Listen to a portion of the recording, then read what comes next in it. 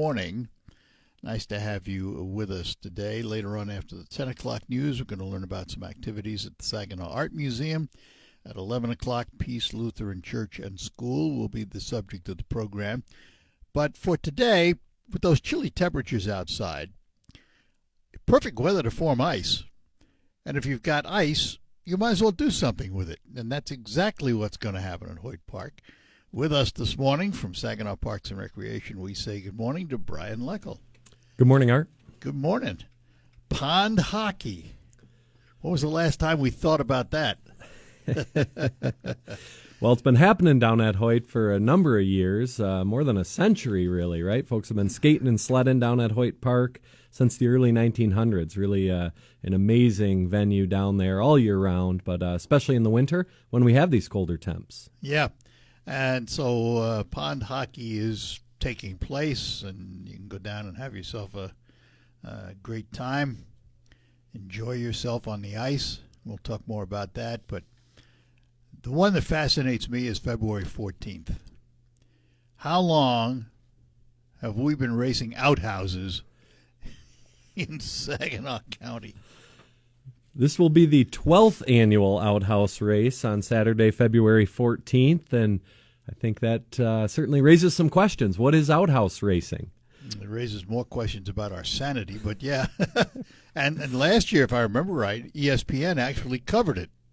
That's correct. We received some coverage from ESPN for the 11th annual last year, which drew some nice attention and increased our entries back to the early years of it, where we've had more than 15 outhouses enter now, both last year and then this year as well. We're so excited. Returning teams, I think we're up to 8 new entries. Folks looking to come down and have a unique experience, to say the least. On Saturday, to say the least, that's right. So what constitutes a raceable outhouse?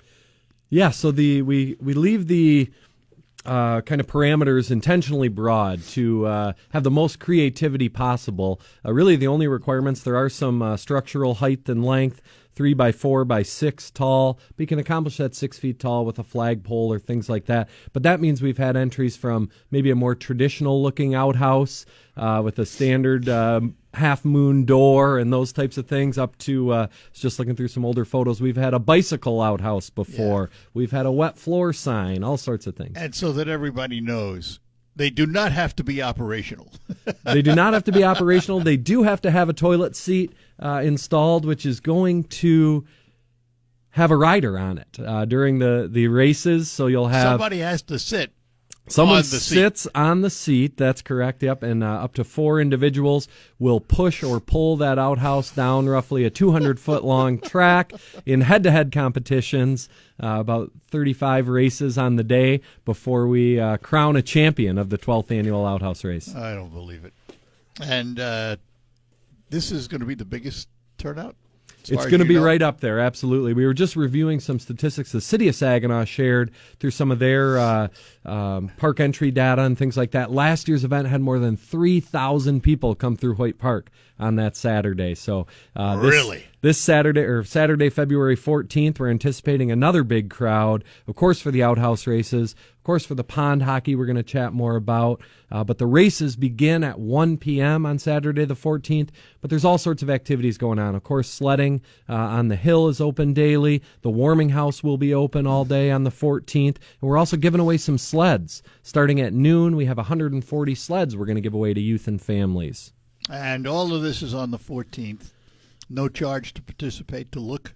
Yeah, correct. Is there an entry charge? Free. No entry charge for the outhouses either. I believe pond hockey does have an entry fee, but no, spectating is free. The sledding and skating is always open and free, and that's happening, sledding and skating, each Saturday before and after the 14th from noon to 4 down there, including this Saturday, the 31st from noon to 4 with our first responders, Heroes Skate, and also that day features free skate rental. So if you don't have skates but you want to get out there and give it a try, this Saturday the 31st, free skate rental at Hoyt Park from noon to 4. And also with us this morning, we say good morning to Chico Ramos. Good morning. Good morning. Pond hockey, huh? Yeah, pond hockey. Really, this idea came a couple years ago. We really didn't have really good ice the last 4 or 5 years. It's been tough. Last year we had good ice, And I had a lot of hockey buddies I was trying to get together to form the pond hockey tournament. But by the time we got it started, it was already too late. So we started organizing it early this year. And what a hit it became, because the first day that we posted for sign-ups, we already had 8 teams sign up. And right now we're at 18 teams, anticipating 2 more teams sign up. So we have 3 divisions. We have semi-pro, immediate, and a novice division. We do have a women's division. There was women that reached out to us that wanted to play. They still haven't reached out, but there's a women's division that will be in that tournament. So it's really, like I said, Hoyt Park in the winter now, it's really taken off. I think there's more things to come down at Hoyt Park, and the hockey tournament is one of them. So Saturday 31st is the Heroes Skate. Yeah. What time is that? Noon to 4 on the 31st. Noon to 4 on the 31st. And then on the 7th, the following week, you have Skate with the Mascots and Broomball. Yeah. All the mascots, like the Spirit mascots, they'll have the advantage. Yeah. If you're out there and you're a mascot or you know one, please reach out, because we'd love to have even more. We've had SVSU, others, Delta's mascot participate. So absolutely on the 7th, we'd love to have you. And then Broomball on that day. So you don't even need skates for Broomball. Another unique winter event, probably invented in the Upper Peninsula somewhere, where you're out on the frozen water with brooms playing a form of hockey, but no skates required on the 7th. Chico, let me ask, how do you take care of the ice? I mean, you guys don't have a Zamboni down there. So, no, it's great work with the city. The city of Saginaw's really stepped up. Phil Carwatt and his team really set a precedent of, even though they don't fund Hoyt Park, the Friends of Hoyt Park do, they do a lot in helping the park grow. And they really, what I told them this year was I needed the water to be a little bit higher. And boy, did they do it. That ice is thick right now, and the city puts the water. So the water is maintained by I think it's a balance they have down in the city where they can raise the water and lower the water. And right now they have it at its peak, where they can limit the amount of water that goes onto the park. So it's naturally fills up on its own. How do you surface it? Through plows. We have a broom, a tractor broom that we're going to probably use this weekend to brush off all the snow off the ice to make it nice. And then this year, we haven't had water on the ice in years. And so the city worked on the pipes and really are going to put water on the ice this year to keep it more smooth for the ice skaters. Cool. Be down there with a fire hose, essentially, adding that top coat of perfect finish. Yeah. All right, we're going to take a break, and we will be back with our guest. Here's a tale of Linda.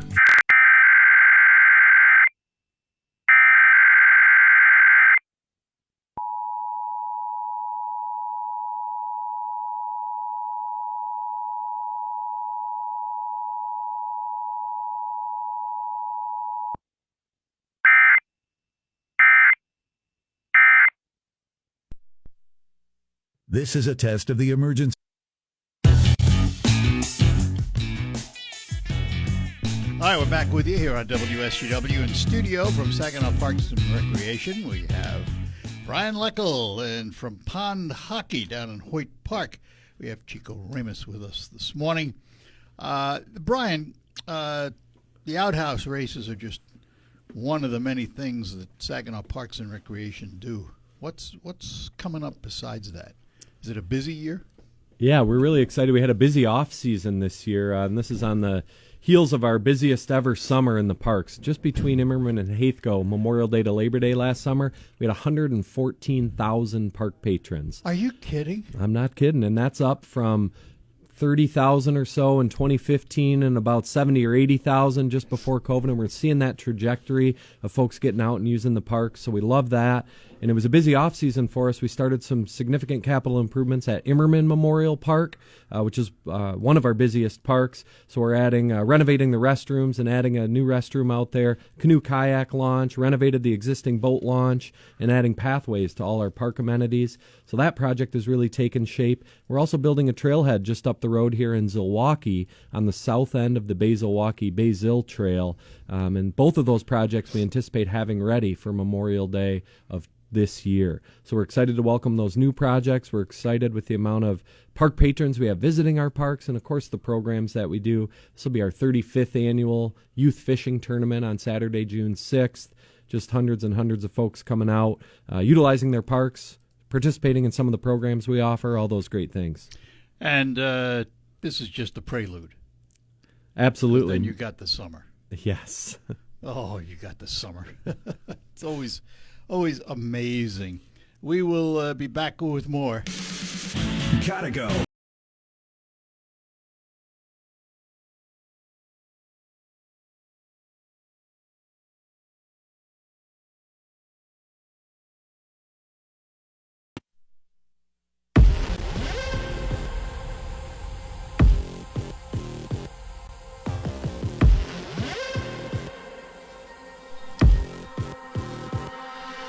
You're on with the Art Lewis Show this morning on WSGW. Charlie Root here sitting in for Art for a moment on WSGW. Our special guest you heard Art talking to from earlier in the hour. Brian Leckel with us from the Parks and Recreation. And Chico Ramos, and especially with the focus on the upcoming pond hockey.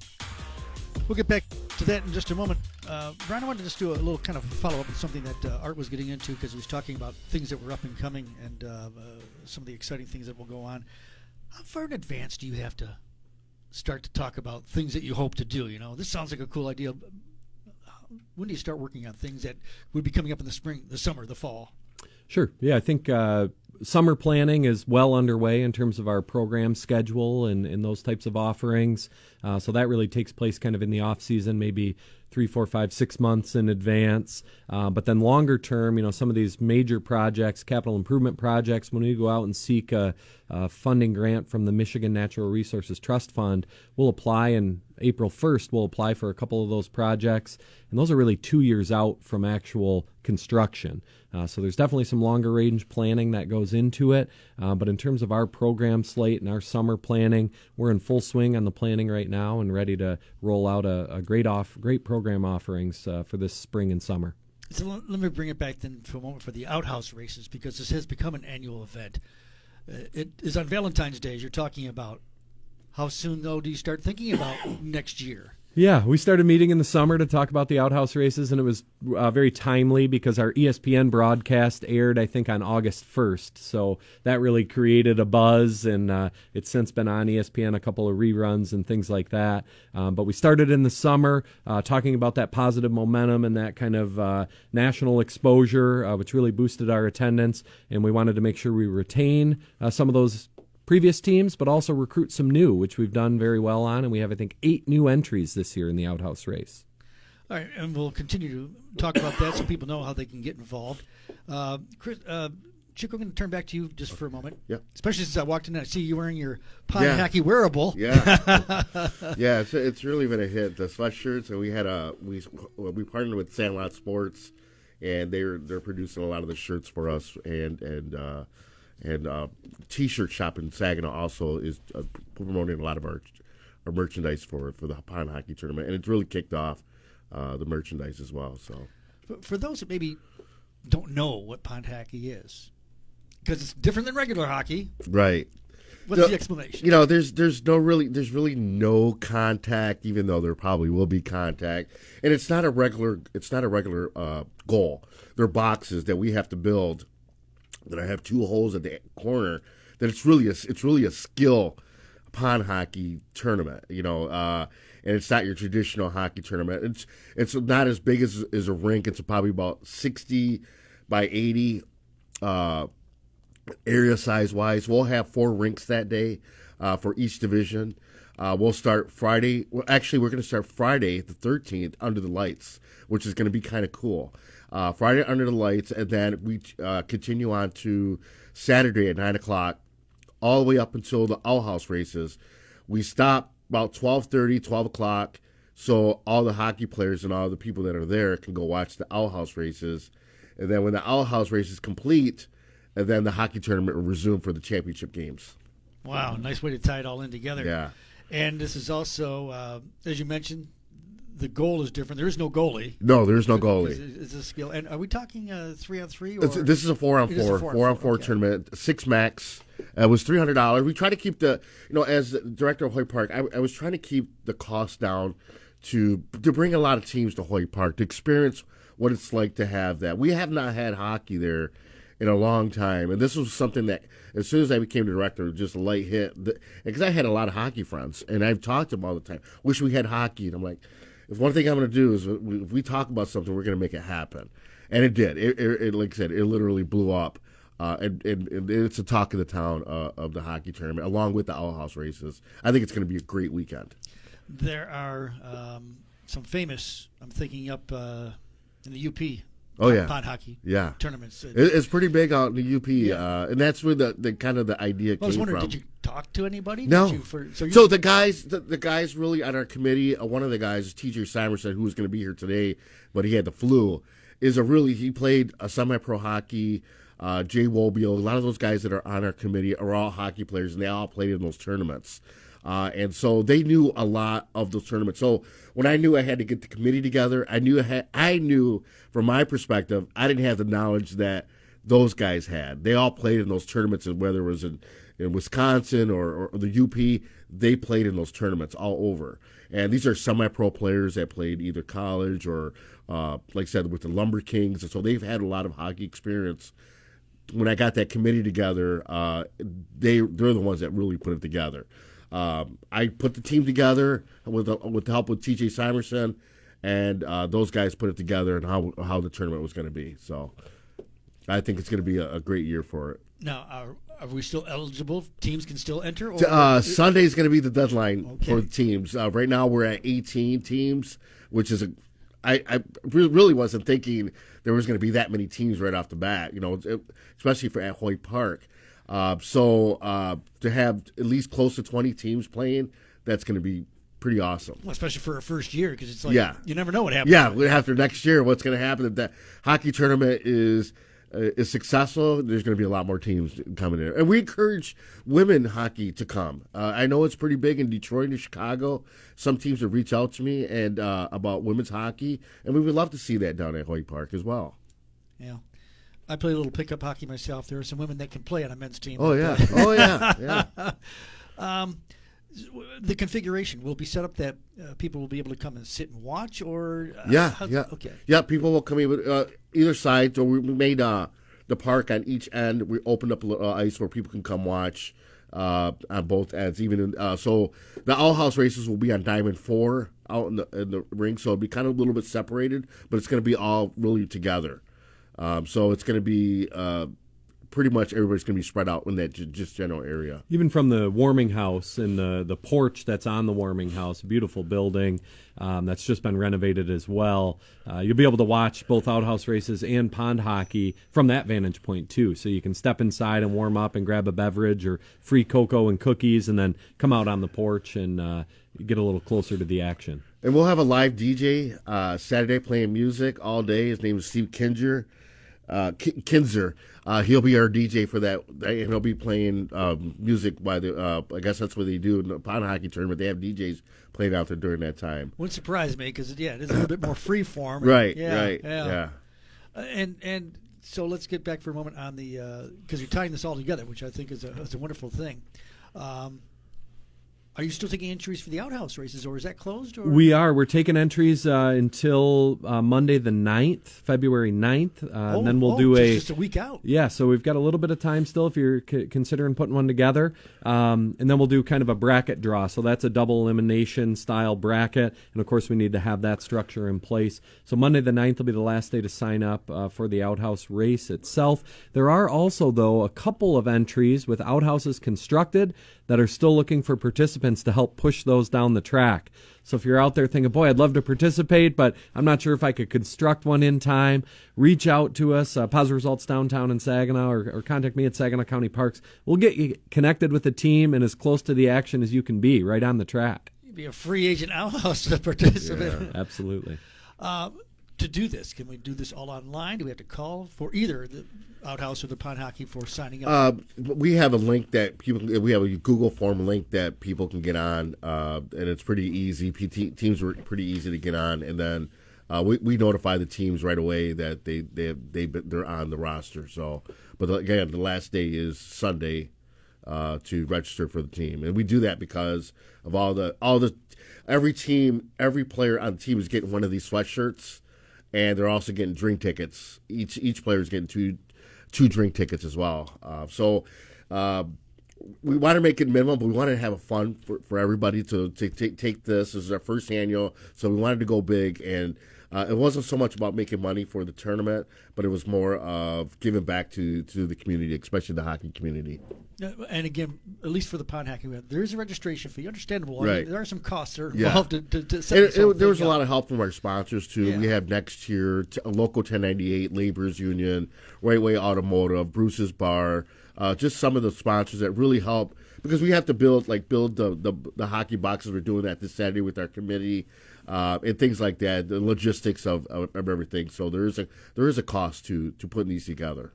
But going back down to the outhouse, that's free, but you just have to have your outhouse and your participants. Absolutely. So a little bit of structure there, organization needed kind of on that back end. But again, are you doing the sign-ups online as well? Or? Yeah, so if you have social media on Facebook, you can find Positive Results Downtown, Saginaw. You're going to find a lot of information on the outhouse races. Friends of Hoyt Park, again, on social media on Facebook. You can find information there, or even just simple Google search for either Saginaw Pond Hockey at Hoyt Park, outhouse races, Saginaw Skates at Hoyt Park. All those are going to pull up that full schedule and full slate, because yes, the 14th is likely going to be the busiest day we have down there this winter, but there's a lot of activity happening in the meantime. And we'll talk a little bit more about that too, as much as we're concentrating on what's happening on the 14th. And we'll return more on the Art Lewis Show this morning on WSGW in just a moment. Our special guest, Brian Leckel and Chico Ramos, and we'll be back in just a moment. For 60 years, West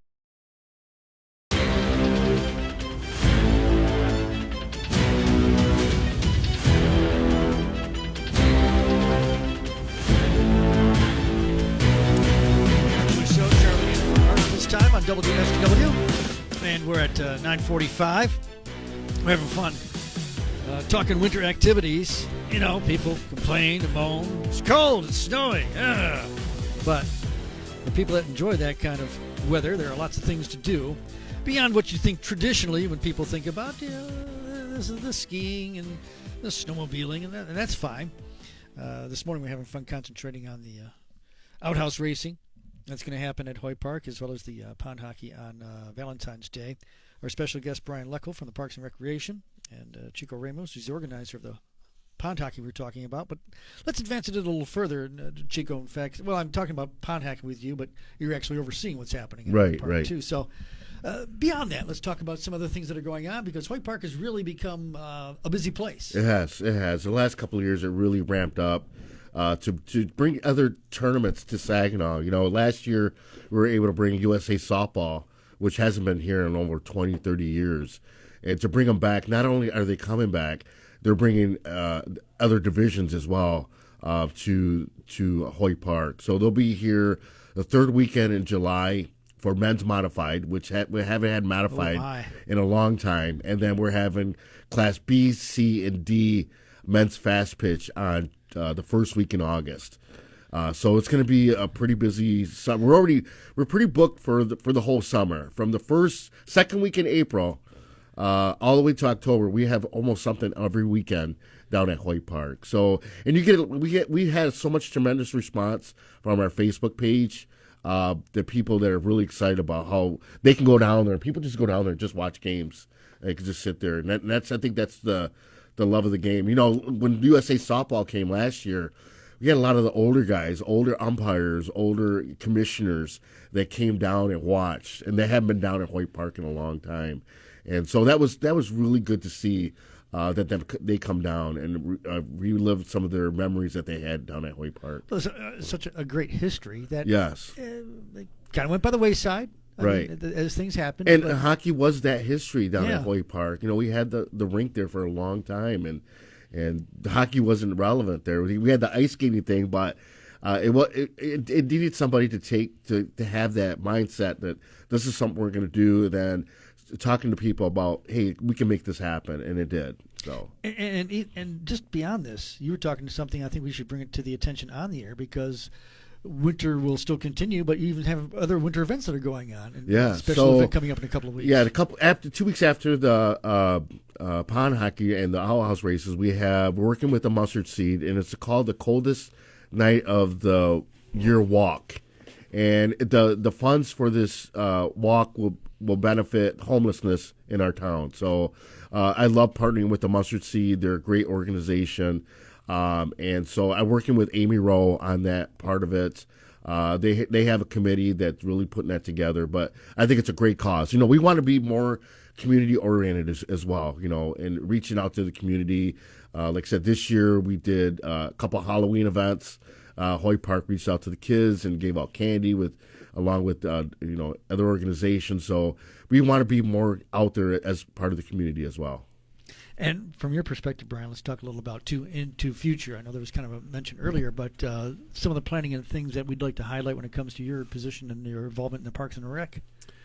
Yeah, we're grateful for the partnership with Friends of Hoyt Park, with the City of Saginaw at Saginaw County Parks to support these great activities that are happening down there all winter long, which again is typically a little quieter time in our parks, although we certainly have folks out there cross-country skiing and ice fishing on Haithco Lake and those types of things. But we're so happy and grateful to partner with these great organizations to bring some more winter activities down to Hoyt.